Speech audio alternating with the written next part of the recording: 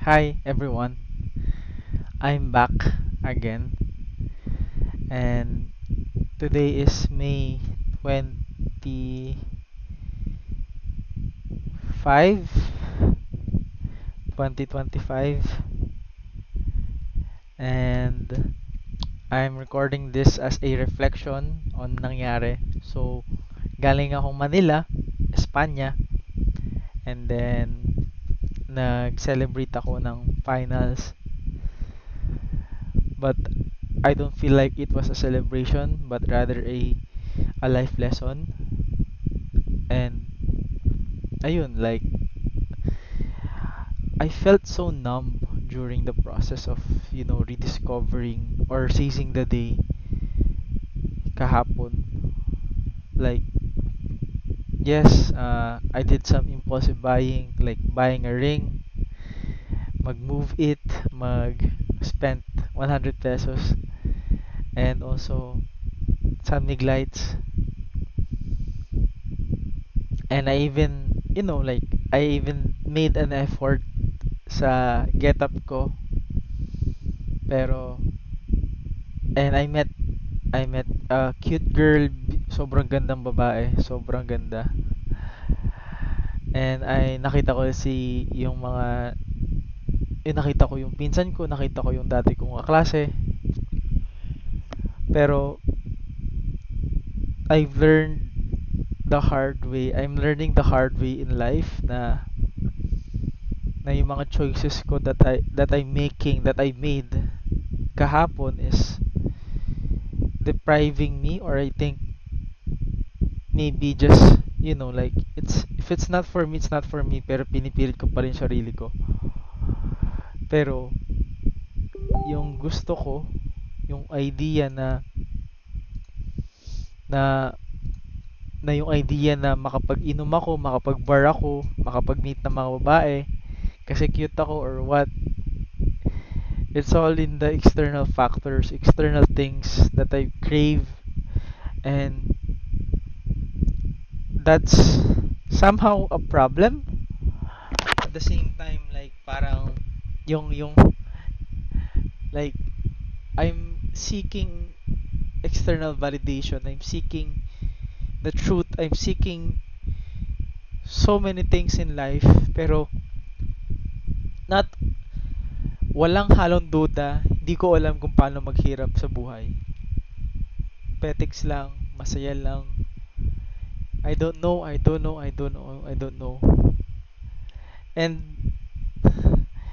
and right saying this right now na parang wala nam when I say na pag wala akong regret, pero ire-regret ko siya sooner or later. Ang intoxicating, ang toxic ko, ang hipokrito ko, ang wala akong kwentang tao. I'm treating myself as an asshole, and I'm treating others as an asshole. But at the same time, I don't think I'm trying my best to change. I don't think I'm trying to be that guy na magaling, that people see my potential pero I don't see it. I don't know where is my potential. I don't know what to do. I don't know what to think. I don't know who to trust. I don't know who am I going to become. I don't know what's happening to me. I don't know if my awareness is something good or something bad. I don't know kung lahat ng ginagawa ko for myself is good for me. Pero nandito ako ngayon. I'm still alive. Why do I deserve to live without knowing how I'm living? Without knowing my choices have consequences? Or why do I have to accept the things that need to be accepted at the same time na ayun, like, sabi mo ginawa, masaya ako. Pero inisip ko, if I should have done more, does it mean na nagkamali ako? Syempre hindi. I should have said this, I should have done that. Like, such ideology, such thinking, such hindi talaga. Like, andun eh. Parang alam mo yun? Like, talagang, wow. Ang hirap maging tao. Ang hirap maging normal na tao. Ang hirap maging lalaki. Ang hirap maging magpakalale. Mahi sobrang daming magaling. Pero wala nang tao nagiging pagkatao. And wow, kasi why am I doing this? Why am I doing the things that I'm doing? Why am I not reviewing? Why am I not putting an effort to change my body? Why am I not earning money? Why am I not deciding for my own what to do in my life? Bakit? Bakit? Bakit? Bakit?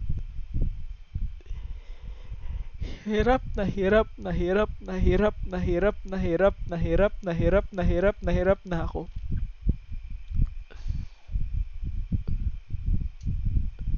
Sobrang hirap.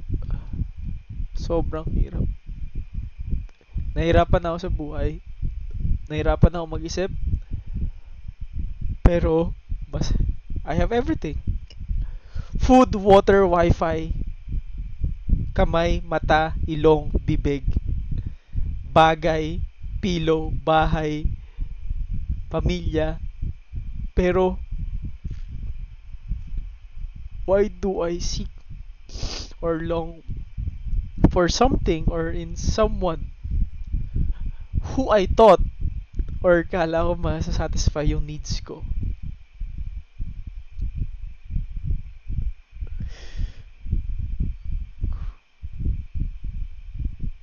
It's better to give.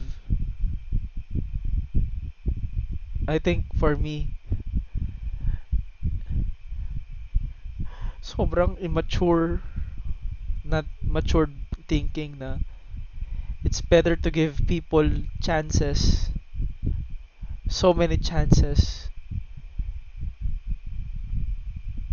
It's easy to give so many people chances, but it's hard to give yourself so many more fucking chances. And chances of change, chances, mga pagkakataon na magbago, na mag-decide.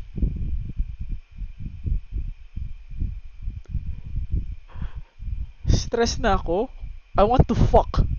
I want to kantot. I want to have sex. Para lang ma-relieve yung stress. I want I want a girl to approach me and fucking kiss me. Pero hindi. That's not how the world works. Give and take.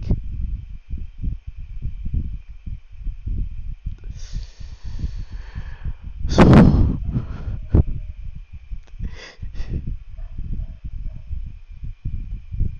sobra. Sumusobra na ako.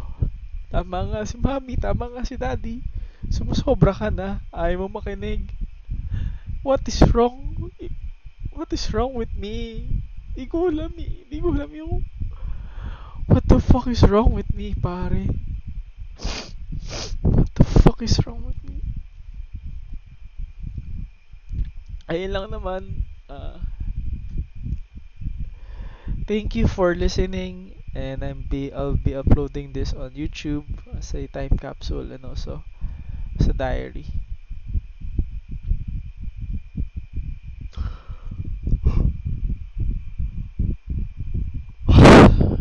Thank you. Have a good night. Good morning, good night, and afternoon. Peace, guys. I love you.